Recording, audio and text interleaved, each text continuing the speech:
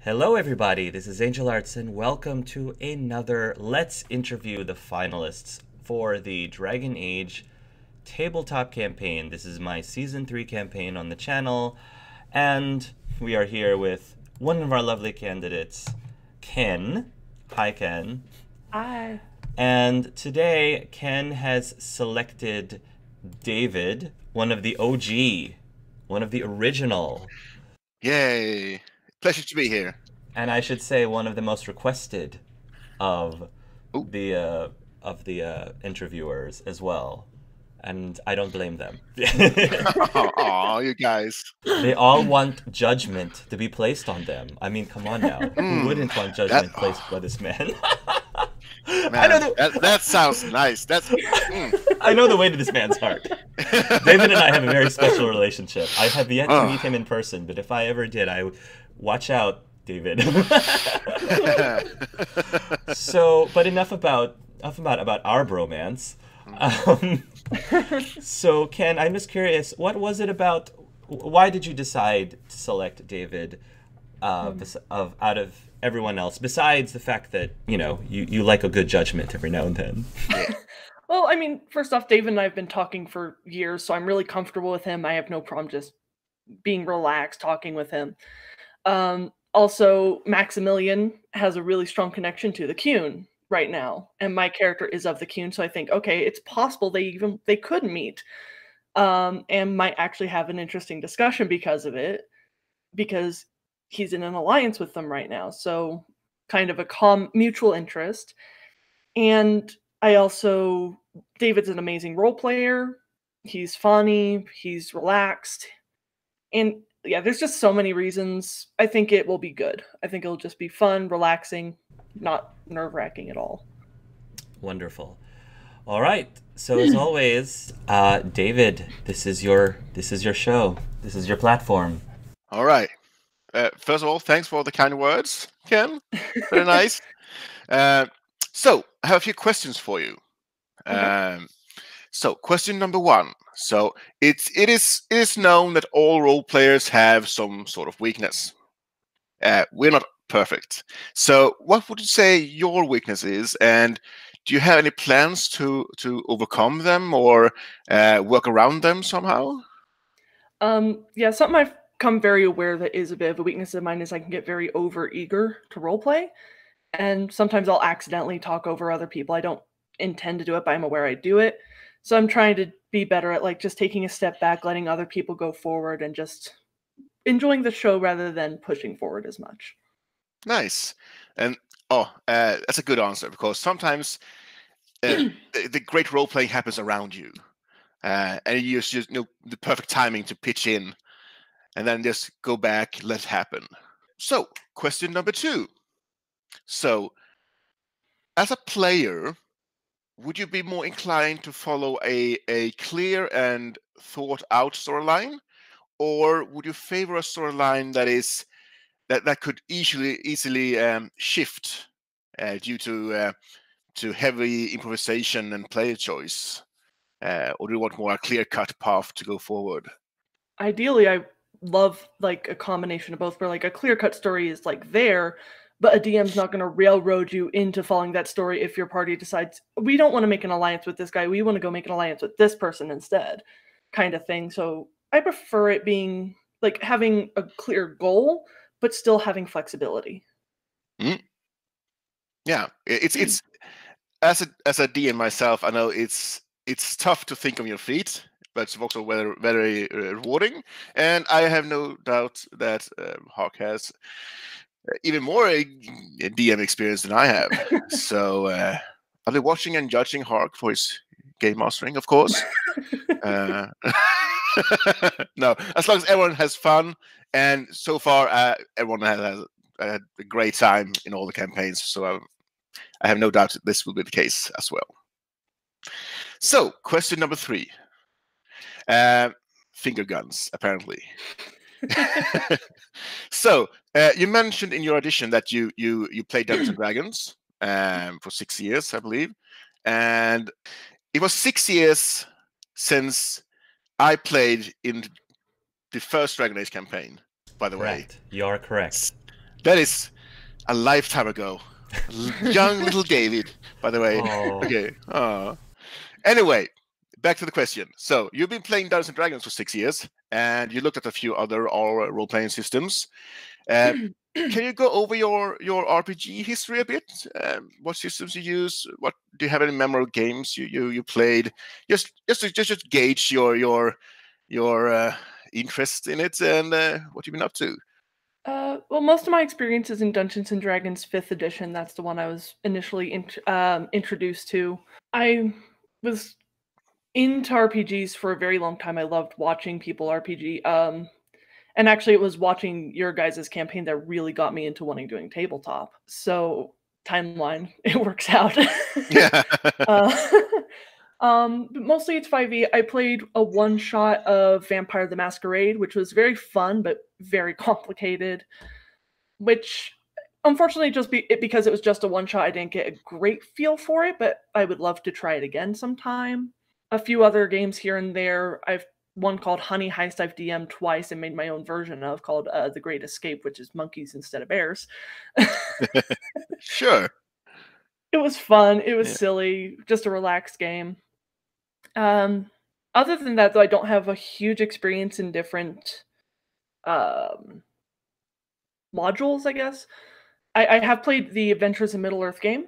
I'm currently in a game with that, and it's really fun based off of 5e. Lord of the Rings. Can't tell I'm a huge Lord of the Rings nerd. As for a memorable game, I played a game that my sister DM'd for about 2 years. We've actually wrapped it up just a few months ago. And it was very memorable. I learned a lot of stuff from that game. I had one of my favorite characters I ever played, which was a cleric, a knowledge cleric. And I learned a lot of valuable lessons as both a player and as a DM to bring into future games and stuff. I feel like the system is there to just enforce the fun, like not enforce the fun. It's just the underlying system. Like it's Dungeons and Dragons, might be Dragon Age system, Vampire the Masquerade. Sure, if it becomes too clunky, it might be weird. But I think most of us, especially we who have played in Hawk's campaign, we are almost there for the story and the occasional die roll and the high armor class. Very important. I mean, playing in the spin-off for Harry Potter was one of the most fun times I've ever had in a game. It was great. The people I was playing with were great. Hark was great. It was just fun. And we very rarely actually had to pay attention to the very clunky system. It was fun, but the system was clunky. And it seemed that you had so much fun that you decided to do something permanently from it. Like, what did you do permanently? I got the Orion tattoo. Yes. Ooh. So that is a tattoo from a spin-off campaign, not just a main campaign, a spin-off, which I think shows dedication. I mean, I still talk with Kevin on a daily basis. Jojo, I'm DMing for Jojo right now. And I got to meet the main cast, which are currently some of my best friends. I'm DMing for all three of them too right now.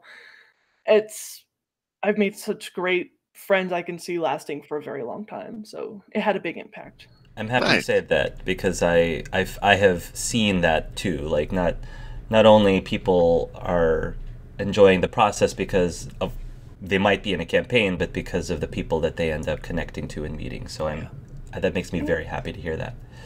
Now I've been doing these auditions/interviews for 6 years now, and because a lot of you have either done this or seen this happen, I'm going to be a little tougher now and ask some tougher questions. So everybody's going to be asked what I'm going to call Hark's biggest reservation for this person kind of question. So Ken, my biggest personal reservation for you. Now, I'm happy that you addressed one of them already, which is your answer to David's original question. At the same time, because you were saying that you have a tendency to be overeager and talk over people, at the same time, my biggest reservation is for your character choice right now. I've yet to see him fully in a role-playing situation, but one of my concerns is he strikes me as someone who might not be super talkative, which is perfectly fine, You can definitely roleplay a character who is very short-spoken and not very talkative at all, but that is a harder and more challenging character to roleplay well. And I'm worried that you might overcorrect yourself, knowing that you talk over people and you don't want to talk too much. I hope you're not overcorrecting yourself by not talking enough or getting in there enough during role-playing around the other three people. Knowing that's my biggest reservation for you, what is your response to that? I mean, I completely get it, but I also, he's not the kind of person who's going to like outwardly put himself out in terms of making choices, but he's more than happy to talk to people. He's not antisocial. He's not a introvert by any means. He loves talking to people. He has friends. He has people he cares about. And it may take a bit of warming up to, but once he does, he'll happily just sit around and BS with somebody. He's not this super quiet, timid character. After he warms up to you a little bit, he's not used to other people outside the queue, so he's going to be a bit hesitant at first, but he's not antisocial by any means, and he's more than happy to give his own advice and wisdom that he's learned. All right, great. So let's set the scene. You ready for this, Ken? Yeah. Okay. So the scene is this: we're in Ferelden. We're at the royal palace itself. Ashkari has gotten an invite to meet with the king himself. No real purpose as to why. She doesn't really know. He doesn't really know why, but it's probably something to do with a trade agreement that's going on between the qunari and the Ferelden people. So the scene is going to be you walking in and having a chat with Maximilian in the royal palace. Okay. All right. So, the royal palace. This is a big room, the throne room itself. It is decorated by banners, regiments of renown, the lawmakers, lawbringers, the banners of the military of Ferelden. There's just 2 chairs, the thrones. Apparently, Maximilian doesn't want anyone to sit in his throne room. There's a rather large table in the middle with a map over Thedas. And as you enter, the king himself, Maximilian, is standing by this table. He's clad in not his armor, but in a more of a military uniform with a nice cut, grayish colors. He's got his crown on, but it's not a golden crown. It's a silver and steel crown. His dark goatee and hair has got sprinkles of gray in them, and he's standing there looking kind of pensive down on the table with a steel goblet to one side, just waiting. Ashkari will walk forward, kind of taking in his surroundings, looking at the very ornate throne room around him, and he'll look towards Maximilian. Panahedan? I'm not sure how to address a king of humans. You have arrived then. Yes. And your name was Ashkari? I am an Ashkari. Excuse me, it's my wife who is the intelligent one and smart one. Yeah, I am an Ashkari, yes. An Ashkari. I'm still learning the ways of the Qun. Please, step forward to the table. He'll walk forward, looking a little nervously, keeping his eye out, but he'll be giving somewhat of a friendly smile. And the title is King Maximilian, here in Ferelden. King. So, I've heard about you. He says, he kind of looks at him, not judgmentally, but just looking him over. They say you are a researcher, a scientist? That would be a fairly close representation in the common tongue, also can be referred to as a scholar. A man of knowledge, then. Yes. Yes. So, as you know, this is a chaotic time. Peace and order must need to be maintained. That is why I have sent you here. I heard much about the technology of the qun, and that you were part of creating some of this. Is this correct? I have worked with some of our technologies and our Gatlock powder. The Gatlock powder, the things that go boom, right? Yes. So, as you know, we are in a trade agreement. You get water because, for some reason, someone thought that taking the water from men, women, and children in the qunari lands was a good idea. Yeah. Yes, not me. I am your ally. And as all trade agreements, I give you water, I need something in return. Of course. So, what weapons of war have you created? What could they be used for? We need peacekeepers in this chaotic time. The most common that we have is our Gatlock cannons that are used by the Antam. The recipe is generally considered to be kept very secret because it is extremely dangerous. And I understand if you have reservation of giving such secrets to the Fereldans.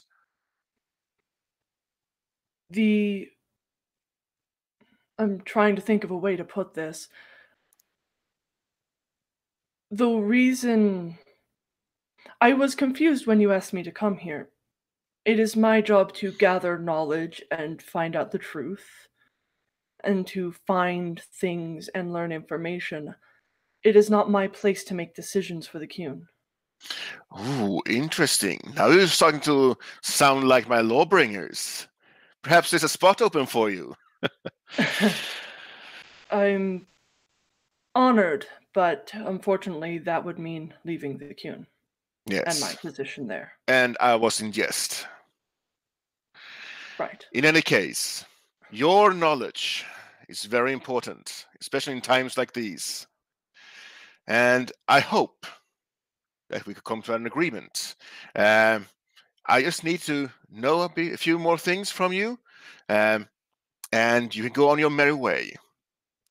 As I said, these will be used for peacekeeping and protecting Freeland from foes. I'm also curious, yes, how do you feel venturing so far away from the qunari lands? I know it's been quite a adventure as of late. It's very odd. Your people are very different than those under the qun, and this is my first time ever leaving Parvalen. It's very cold here. Very cold. It is, and we are different than the qun, but it need not be so. Law and order, discipline, all needed to have a orderly society that prospers. Would you agree? Yes. Ah, good. I've heard of qunari who have a different philosophy, if you so say. But I see that you are a lawbringer yourself. You believe in law and order, and the qun. Yes. I believe that everything has its place. Ah, interesting. Some would probably see me as a tyrant saying those words. And I would be careful how to speak them. It is a touchy subject. I understand that. I'm not used to using the common tongue yet. That is fine. You'll get used to it soon enough. By the way, you say you are a scientist or researcher or scholar. From the look of you, you look more like a soldier. How come this? This is a case. You would be surprised about how much muscle carrying many, many books up and down stairs can give you. I've seen elite warriors with less muscle than you. I have a friend in the Antam who taught me a little bit of fighting when they found I was going to be journeying here so I could protect myself, but I have no real combat experience. It wasn't my job to be a fighter. You can see Maximilian looking you over up and down. So, no weapon training? Basic knowledge of how to use a sword. That's good enough, he says pensively, thinking about something in his back of his head. Well, I think you should keep that training handy. I have a feeling that could be of good use in the future. I hope I can learn it quickly.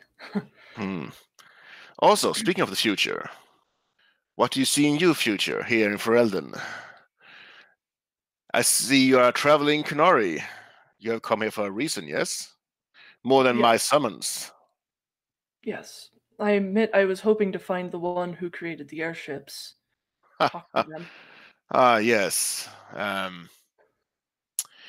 If I could sit him down, talk to him for a few weeks, we could have marvelous weapons of war, but he has morals, and I respect that, of course.